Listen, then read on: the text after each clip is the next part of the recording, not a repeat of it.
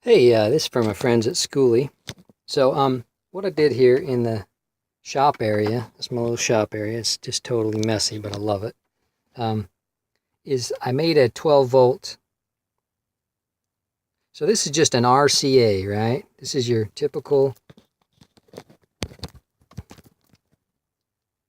there's your typical RCA jacks. And I hooked it up to 12 volts, which I ran just through a 110, Romex, 14 gauge, probably 12.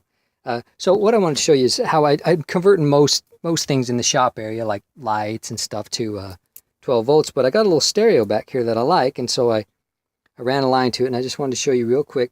Most electronics, if you want to dig into them and you don't care if you heard them, will have a little rectifier section that converts the AC to DC. And the best way to find out, where that's at is that the part of the rectifier, which is the 4 diodes, and sometimes it'll be in a block and have little squiggly lines and a plus and minus on it.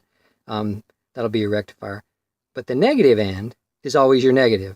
So your 12 volt negative. And then all you have to do is find the positive end, which always you could connect to a DC voltmeter and just find your main power cap.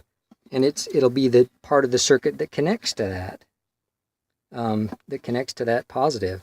And in this one, it just happens to be the other end of the diode. So it's the end of the diodes with the positive actually hooks to the negative end of the diodes. The negative hooks to the positive end of the diodes. And so there you go. And what it gives me is it gives me a 12 volt stereo now. So that runs off 12 volts. Most things, even if they're 24 volts, will run off 12 volts. Now, I thought of doing an outlet, where you just wire the end of the plug to the 12 volt thing and then plug in the outlet. But I thought, geez, at some point I'm going to unplug it and forget and plug it into a 110, and then I would fry it. If you do 110 at that part of the rectifier, it will blow it up. So there it is. There's my little shop area. Just love being back here, even when it's messy.